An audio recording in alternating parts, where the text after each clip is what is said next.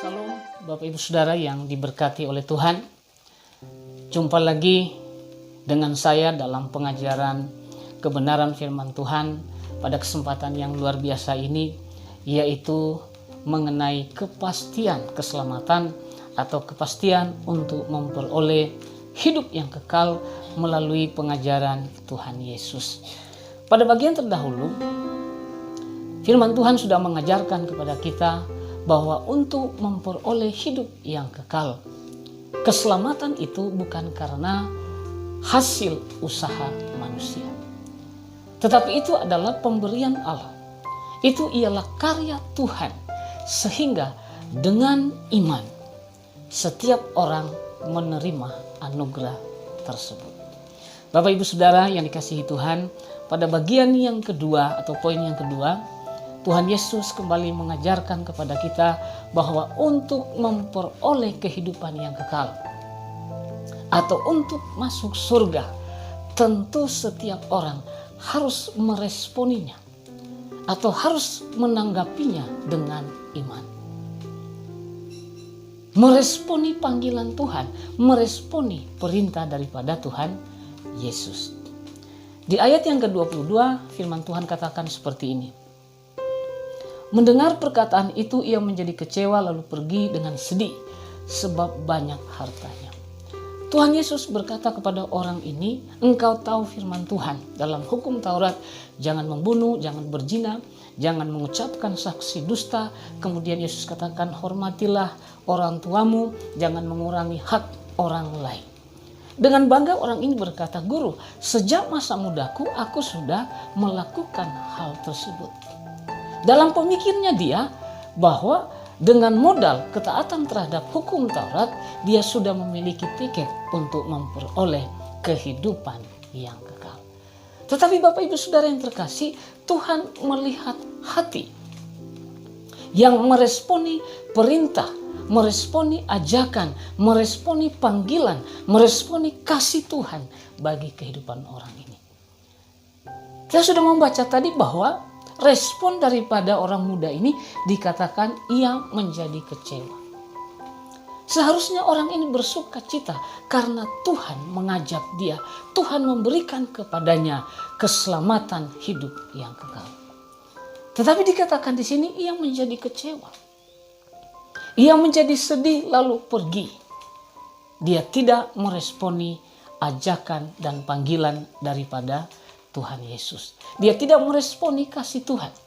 Dia tidak meresponi perintah Tuhan untuk menjual harta miliknya, lalu memberikannya kepada orang yang berkekurangan, kemudian dia memperoleh harta di sorga.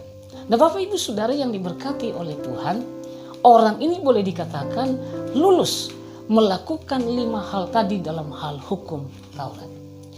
Tetapi Yesus sedang menguji hatinya, bahwa yang pertama di dalam hukum Taurat itu, kalau kita membaca dalam kitab Keluaran, poin yang pertama atau hukum yang pertama dikatakan di sana, jangan ada Allah lain di hadapanku. Jangan sujud menyembah kepada ilah lain atau kepada berhala. Tetapi orang ini, dia tidak bisa meresponi panggilan Kristus. Dia tidak bisa meresponi ajakan Tuhan Yesus untuk menjadi murid Kristus, untuk kemudian mentaati firman-Nya, sebab dikatakan hatinya telah terpaut kepada hartanya. Dikatakan sebab banyak hartanya. Dia lebih mencintai hartanya ketimbang mencintai Allah. Hartanya sudah menjadi Tuhan, sudah menjadi tuan dalam kehidupan orang ini, sehingga boleh dikatakan hartanya sudah menjadi berhala di dalam kehidupannya. Oleh karena itu dia tidak dapat meresponi panggilan Allah.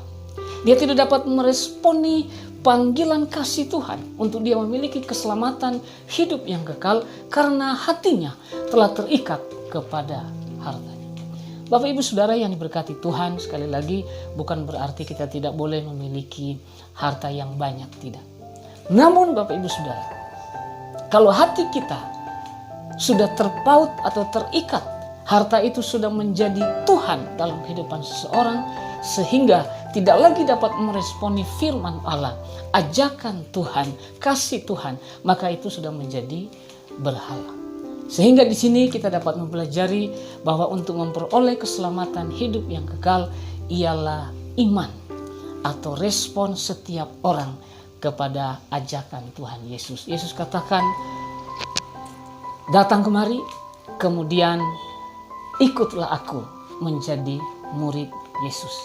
Sehingga Bapak Ibu Saudara, harga mati dalam konsep firman Tuhan ini atau dalam pengajaran Tuhan Yesus bahwa untuk memperoleh hidup yang kekal, seseorang tentu harus mengikut Yesus atau harus menjadi murid Kristus.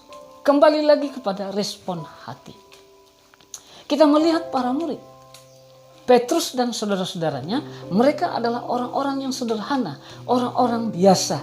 Tetapi kalau kita baca di ayat yang ke-28 dikatakan begini, berkatalah Petrus kepada Yesus, kami telah meninggalkan segala sesuatu dan mengikut Engkau.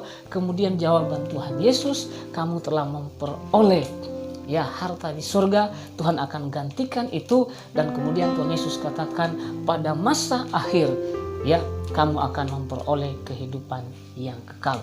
Sangat kontras, sangat berbeda dengan anak muda ini.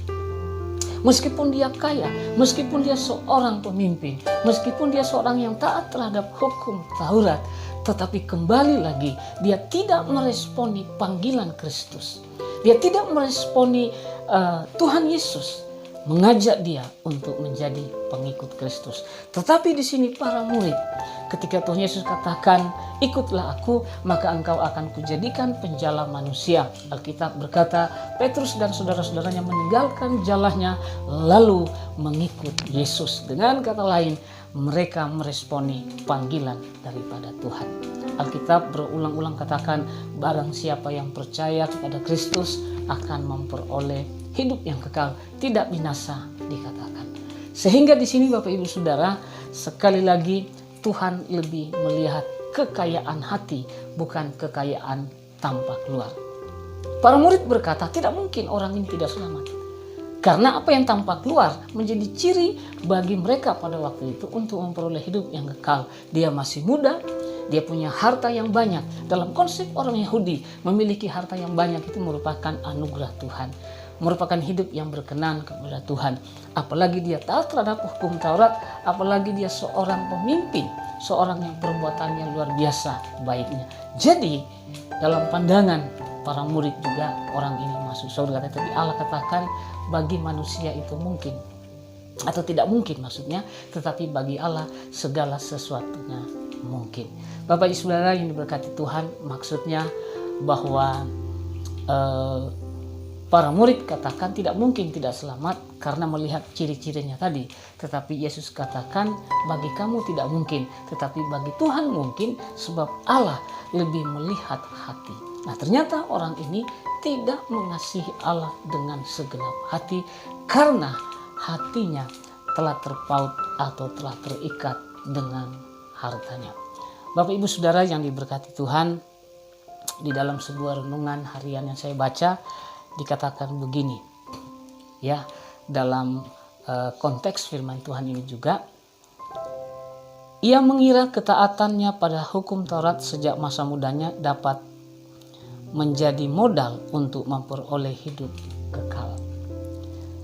Keengganannya melakukan perintah Tuhan menunjukkan keterikatannya pada kekayaan, dan akhirnya orang ini kehilangan harta yang sejati, yaitu Yesus Kristus.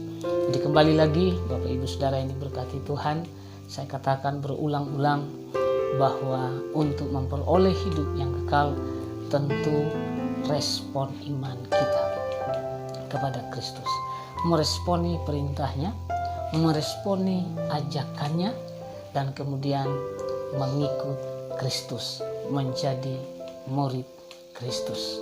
Bapak Ibu Saudara yang diberkati Tuhan, doa saya agar supaya hati kita tidak terikat dengan perkara apapun sehingga menjadi berhala, membuat kehidupan kita tidak bisa meresponi firman Tuhan, membuat kehidupan kita tidak mendapat berkat Tuhan karena hati kita mungkin masih terikat dengan dosa atau berhala apapun.